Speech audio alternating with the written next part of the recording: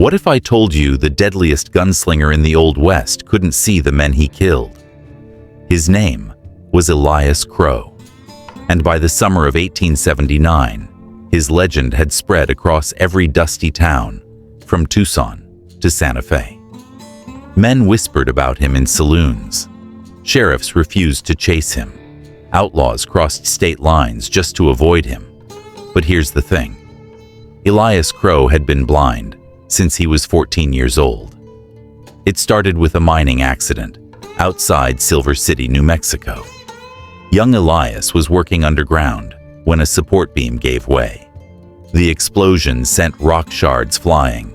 One caught him square across the eyes. The doctors said he'd never see again. His father, a hardened prospector, told him he'd never amount to anything now. Elias proved him wrong. For 2 years, he lived in darkness. He learned to navigate by sound, the creak of a floorboard, the shift of weight on gravel, the metallic click of a hammer being pulled back.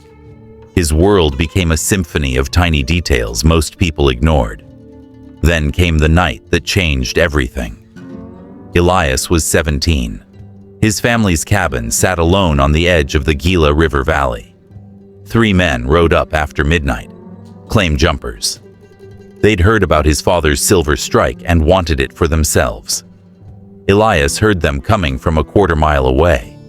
The rhythm of hoofbeats, 3 horses, moving slow. He woke his father, but the old man was drunk.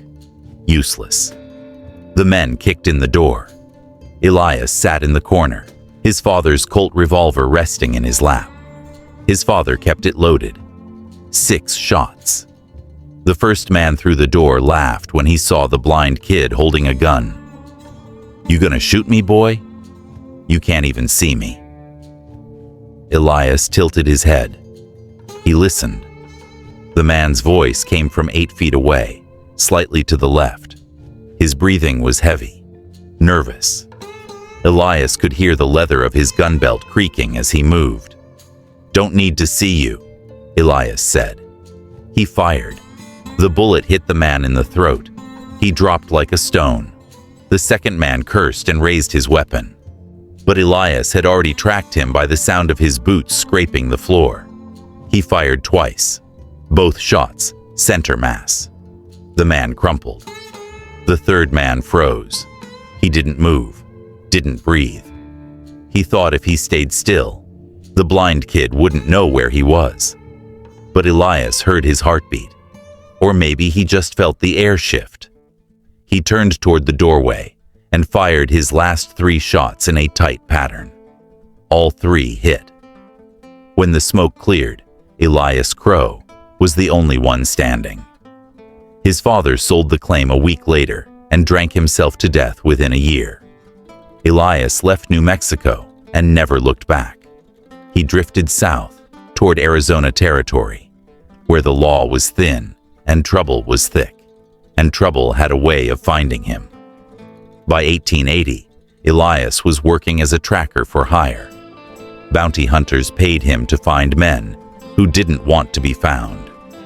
He could follow a trail, 3 days old, just by running his fingers over disturbed sand. He knew the difference between a man walking and a man running just by the depth of a boot print. But tracking wasn't what made him famous. It was the killing. Elias never started a fight, but he finished every single one, and he never missed. Word spread fast. A blind man who could shoot like the devil himself. Some said he made a pact with dark forces. Others claimed he wasn't really blind, that it was all a trick. But anyone who saw him up close knew the truth. His eyes were pale and clouded, like chips of frosted glass. He couldn't see a thing. That spring, a cattle baron named Vernon Dade put a price on Elias's head. $2,000, dead or alive. Dade owned half of Cochise County. He ran his operation out of a fortified ranch near the Chiricahua Mountains. He had 20 men on his payroll, all of them killers, and Elias had cost him a fortune. See, Dade had been using Elias to track down rustlers. But when Elias found out Dade was framing innocent homesteaders and stealing their land, he walked away. Dade didn't like that. He sent 3 men to drag Elias back. Those 3 men never came home. So Dade upped the bounty and spread the word. Anyone who brought him Elias Crow's body would be set for life.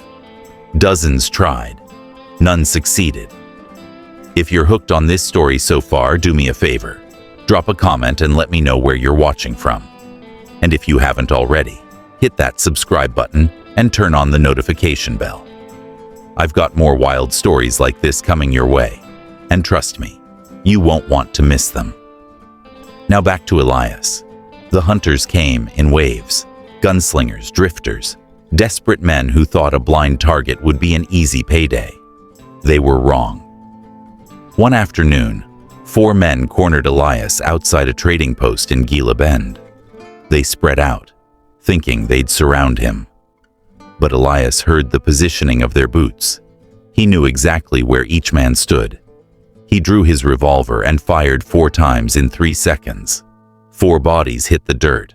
A shopkeeper who witnessed it said Elias never even turned his head, just pointed and shot, calm as Sunday morning. But the one that really got people talking happened in Tombstone. Elias had stopped there to resupply. He was sitting in a corner of the Oriental Saloon, minding his business, when 6 of Dade's men walked in. They'd been tracking him for days. The leader, a man named Hackett, stepped forward. "Elias Crow," he said, "you're coming with us." Elias didn't move. He sat with his hat tipped low, his hands resting on the table. "I'm not going anywhere," he said. Hackett laughed. "You're outnumbered, boy, 6 to 1, and you can't even see us." "Don't need to." Hackett's smile faded. He drew his gun. Elias was faster. The first shot hit Hackett in the chest before his finger touched the trigger. The second shot took out the man to Hackett's right. The third dropped the one coming from the left. The other 3 panicked. They fired wild, hitting walls, bottles, the ceiling. Elias didn't waste bullets. 3 more shots, 3 more bodies.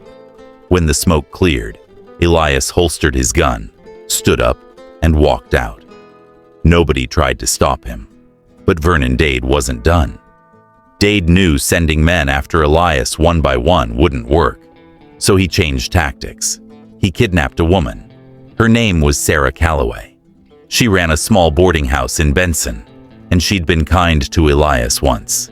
Gave him a room and a meal when he had no money. Dade heard about it and decided to use her as bait. He sent Elias a message: "Come to the ranch alone, or Sarah dies." Elias rode out the next morning.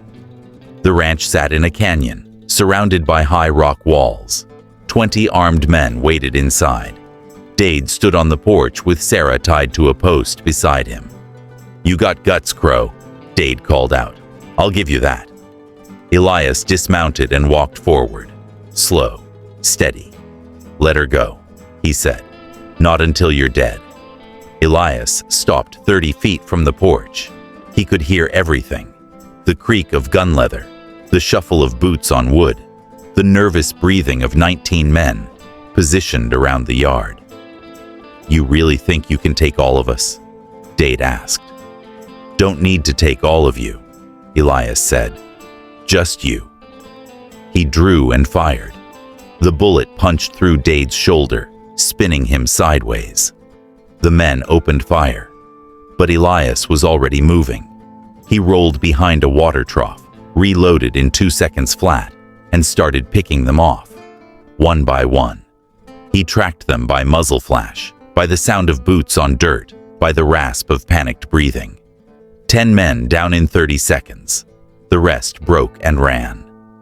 Elias walked to the porch, untied Sarah, and led her to his horse.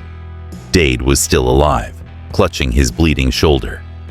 "You should have left me alone," Elias said.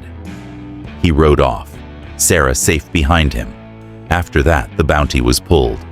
Dade's empire crumbled, and Elias Crow faded into legend. Some say he settled in Mexico. Others claim he went north, into Colorado. A few swear they've seen him in small towns, still drifting, still listening. But one thing's for sure, nobody ever hunted him again. Because in the end, the deadliest gunslinger in the West didn't need eyes to see his enemies. He just needed to hear them coming. And they always did.